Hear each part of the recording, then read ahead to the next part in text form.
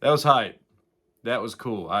You know, what's funny? Like a day ago, I had no clue that they were dropping episode 5 and 6 together, which was a nice surprise. Like, that's awesome. You know, I just get to stay up later and watch it. But yeah, let's talk about episode 5 and 6. Instead of making 2 videos, I think I'm just gonna contain it to one. Just gonna kind of briefly go over just some things that I liked, some things that I noticed.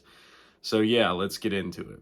Episode 5 is the closest thing that this show has to a bottle episode, or like I wouldn't even call it a filler, but that's kind of like some of the criteria that people might throw it in, is that it feels like a filler episode because it only takes one place. It takes place in one place and has one story that starts and finishes. But I like that. And like I've said before, every episode so far has done a great job of having an overarching narrative. But at the same time, whatever it starts in the episode, it feels like it finishes. And I respect that a lot. But episode 5 is more or less just focused on Matt dealing with a bank robbery, which I think is really cool. It's just him in the thick of it. He's being Matt Murdock, and it's another great episode. I don't know what else I can say about it. But what's really cool is that we actually get a cameo from Kamala Khan's dad. He's actually the assistant manager to the bank, and he actually denies Matt a loan because he doesn't meet the criteria. But I thought that was a really cool, like, unexpected cameo. And I'll be straight. Like, I think I watched a few episodes of Miss Marvel when it came out, but it really didn't grip me. And I know some people said that they liked it and it was good, and they especially like her dad. Sorry, I never watched it all the way through. I think I probably watched 2 or 3 episodes. But yeah. But obviously they mentioned Kamala and then Miss Marvel. And it's funny because Yusuf, he keeps putting out stuff for Matt to do and see.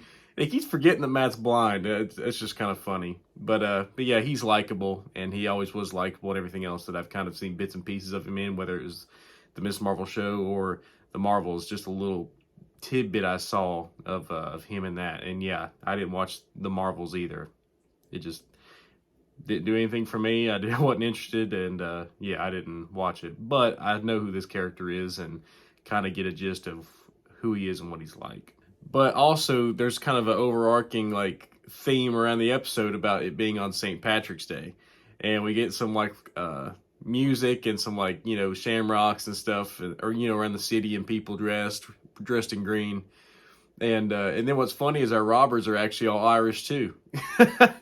What makes this even funnier is that the fact that the lead, like, robber, he kind of has a little bit of resemblance with Colin Farrell. And then to hear him speak and his wit and his charm, I can't help but see, like, Colin Farrell. You have exactly 10 minutes before I shoot the first hostage. In which, whenever I see Colin Farrell, I think of Bullseye because of the Daredevil connection. Like, I can't help but thinking Bullseye. that. I was laughing, you know, a lot of times because the guy had some funny lines, you know, during this hostage situation with Matt. But I guess after Kamal's dad denies Matt alone, he actually leaves. And then he overhears the robbery going on. So he decides to come back. He stumbles into the bank, and he try to play it oblivious, which I love when Charlie does that. Whenever he plays Matt to be oblivious and like he's just a normal blind guy, and, you know, people underestimate him. And I like that. I really do. I like that a bunch. But the whole reason these guys are robbing the bank is because it's tied to that $1.8 million dispute that we actually learned about. I guess it was episode 2 or 3. Maybe it was 3. Maybe it was 3. And they had a couple gang members in different groups talking to Fisk's, not right-hand guy, but he's kind of like that. But they kind of tie up like they're trying to do something to get that 1.8 that they're talking about. Either way, so it is still connected to the overall narrative, but that's about the only tie we actually have. 20 minutes of courage, lads. Then we got 1.8 mil and that fat bastard's off Luca's back. No. Let's have some fun. But while all this is going on, we get a lot of good Matt just using his hearing and his senses to just feel out the room and feel out the people. I mean, he knows everything that's going on. It's really, I always like that. It's nice to see it from Matt's perspective. And with Charlie Cox in particular, you know, we've never got any kind of crazy sonar sense, kind of like we did with Ben Affleck's Daredevil. But instead, we kind of more or less see the camera hone in on people or him and we get an idea of what he's trying to hone in on, which is fine with me. I that's cool too. I think it works just fine. But I love this segment where Matt is like, "Hey, I need to go to the bathroom," because they take Yusuf down to open the safe, and he tells Matt that he doesn't know how to open the safe. He said he just said that so he wouldn't be shot. And Matt's like, "Well, if you stall him, I'll be down there eventually." And so Matt's down there. He says he gotta go to the bathroom. Then he starts kicking the crap out of this guy.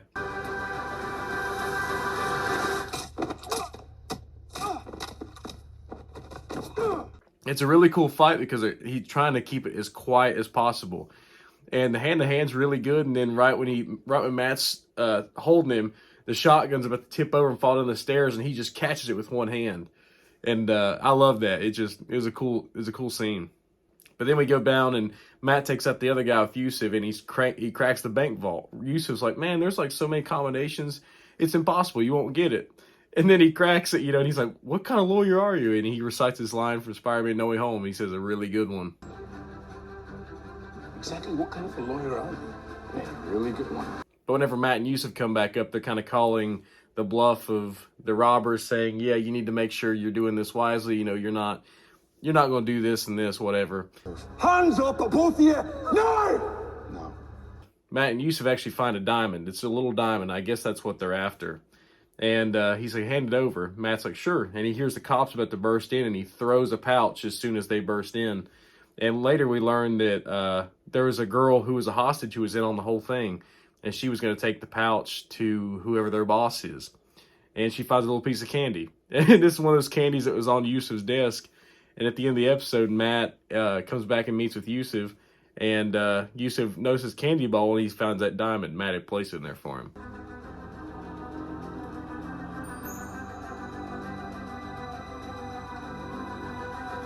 The main robber, he actually has a cop disguise ready to go, and he goes out on foot and leaves, and Matt tails him. And he actually takes that red ski mask he got from that other guy, puts it on, breaks his cane out into billy clubs, and he starts fighting this guy. He's like a great value Goodwill Daredevil.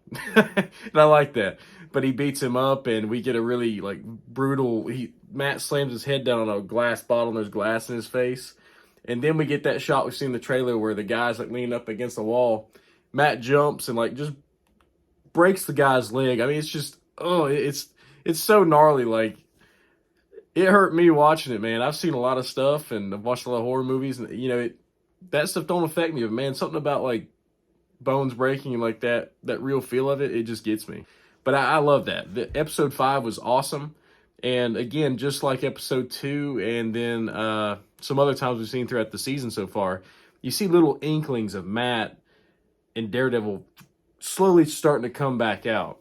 And there's one thing I want to say is that even though in episode 6 we actually do see Matt suit up again, well, maybe a better way to phrase this is we've been almost an entire half season.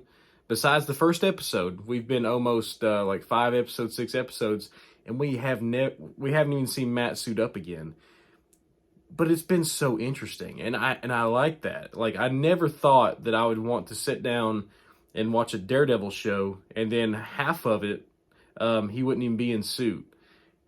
That's crazy, but they've done a really good job, and they've proven me wrong on that. I was kind of afraid of that, because that was what the old reports were with the original show, was that he wasn't even going to suit up for 4 or 5 episodes.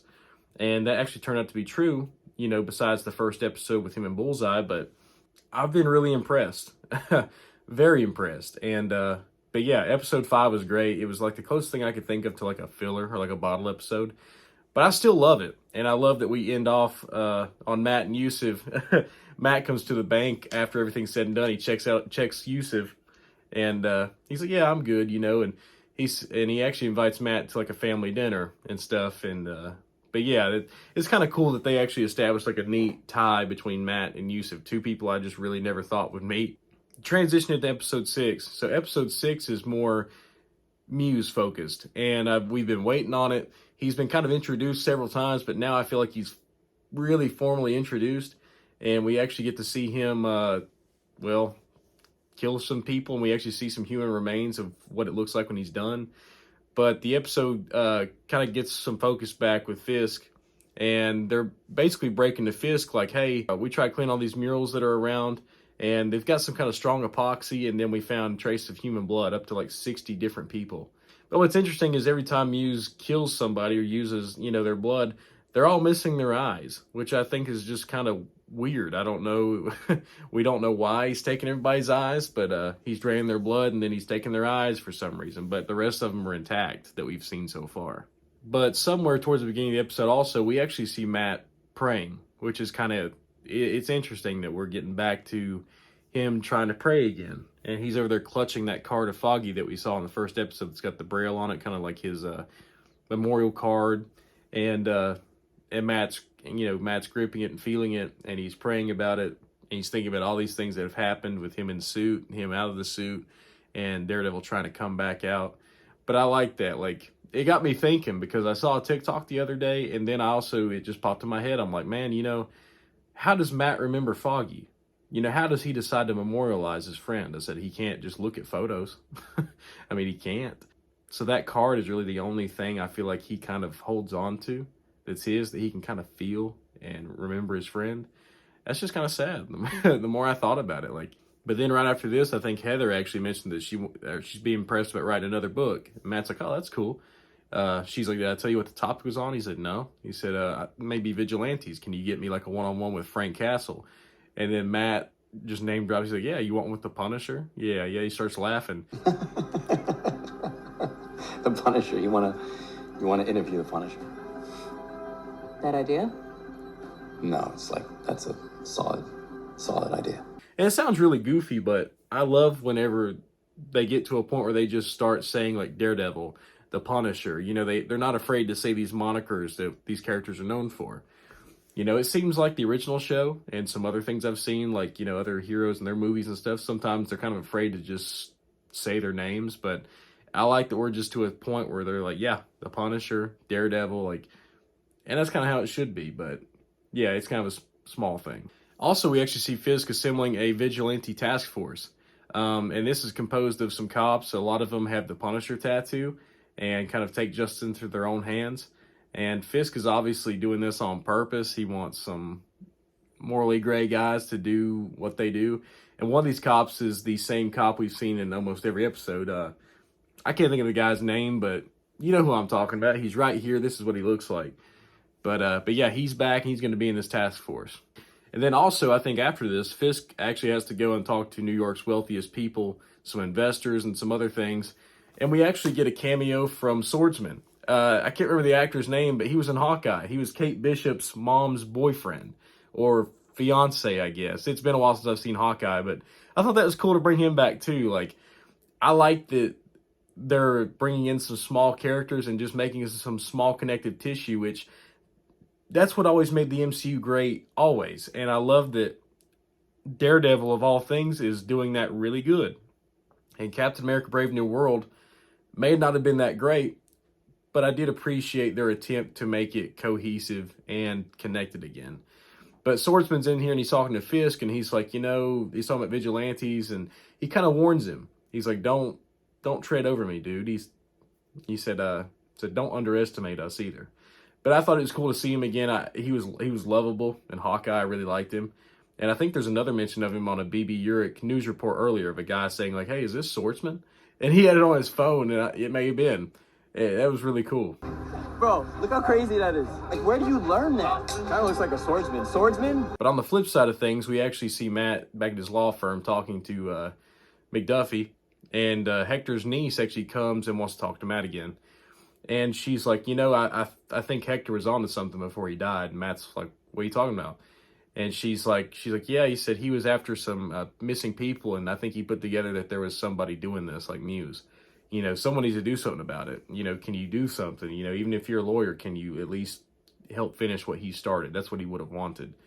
And Matt just is kind of passive. She gets mad and leaves. But later in the episode, she actually goes into the subways that she mentioned earlier and wants to start exploring and taking pictures and videos, and Muse catches her. And I think it's Hector's wife. She actually calls Matt and says, yeah, I don't know where she is. I can't find her. Do you know anything? She said she's going to go see you. And Matt said, just, I'll handle it. Matt starts to call 911, and 911 picks up and says, "What's your emergency?" And he just hangs up, and he's like, "Well, I guess I'm going to be Daredevil again." And he drops his horn on Foggy's card. He goes up, suits up, and we get a cool little nice segment where you see him swinging and jumping on a rooftop.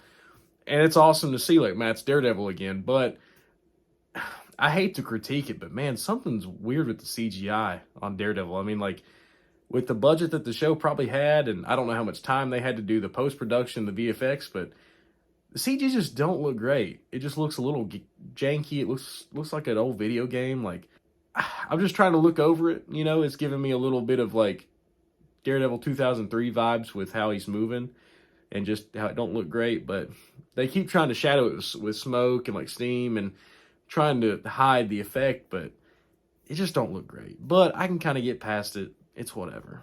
Muse puts Hector's niece on the table and starts extracting her blood like he has with everybody else. And he notices something's off. So he like peeks down the railroad track, sees the trains going, and there's like a red reflection in his eyes from the train lights. And then slowly out of focus, when it comes into focus, you see somebody running straight towards the camera and straight towards Muse, and it's Daredevil. And he grapples with his billy club and comes in and hits him, and we get the nice cue of Daredevil, the theme, the music. Wake me up inside. Wake me up inside.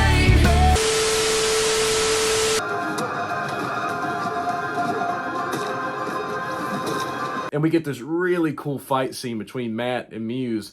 And Matt's just bringing it, man. Like, and Muse is actually a decent hand-to-hand fighter, too. Like, that was kind of surprising to see. And, but yeah, they keep fighting, and it's really cool. I mean, Matt's using his billy club. I mean, but what's really awesome is, Matt's trying to save Hector's niece at the same time. And Matt's trying to play defensive around her. But the hardest thing I've seen, like, this is so cool, is that Muse keeps hitting Matt in the face and kicking him, and Matt just keeps coming towards him. He doesn't stop. And then he lets out, like, this primal scream. Like, I love that. That's just so cool.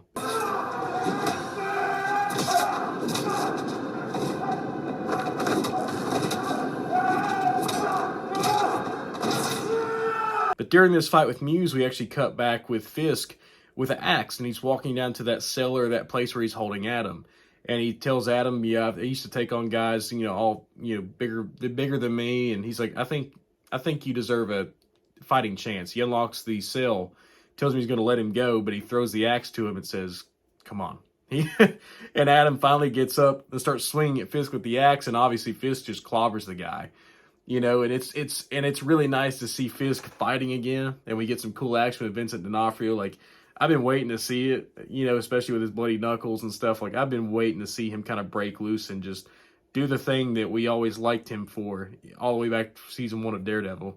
He's just a powerhouse, dude. Like, I feel like his mayorship and everything else, they've kind of made him feel kind of, people almost underestimate him now. They're calling him old man and just underestimating his abilities. And then he just lets loose and just clobbers at him. He doesn't kill him.